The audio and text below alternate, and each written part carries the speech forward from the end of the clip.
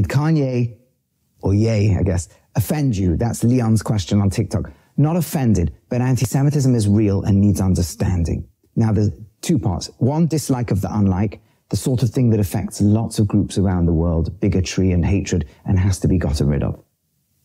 But there's another dimension, a more subtle one, and that's not Jew hatred officially, but Jew demonization. And it's very easy to get swept into it without noticing, and it's been happening for centuries. So, for example, when Jews were poor, being poor is like a demonic, horrific thing spreading diseases. When they're rich, oh, they're in control of the world. 32 wars going on in the world right now, with tens of millions, millions of refugees and tens of millions of people starving. When Jews are forced to defend themselves, like the modern state of Israel, 2/3 of all United Nations resolutions for decades have always been, not about any other nation in the world, 2/3 against Israel.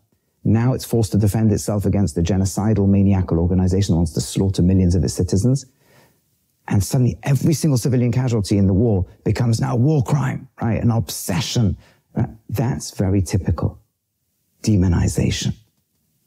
And it feels as a Jew very, very scary and very debilitating. Are we ever going to get away from it? But there's a positive message too, not just for Jews, but all good people across the world. If the most evil people in the world, take a Hitler, a Stalin, a Bin Laden, disagree on everything but agree on one thing, they need to eradicate the Jew. If darkness always agrees, no matter how it emerges, far right, far left, on the need to destroy the Jew, then it might mean for us an uncomfortable but actually beautifully empowering sense. Maybe there's a goodness there, a potential light that they're scared of.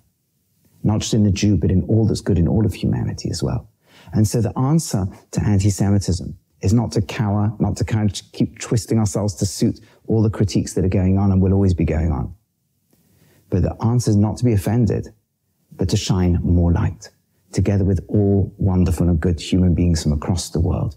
So the answer to real darkness that wants to demonize us and kill us is to shine enough light into the world that darkness will be gone, that the whole world will shine with love, with light, with godliness, with peace.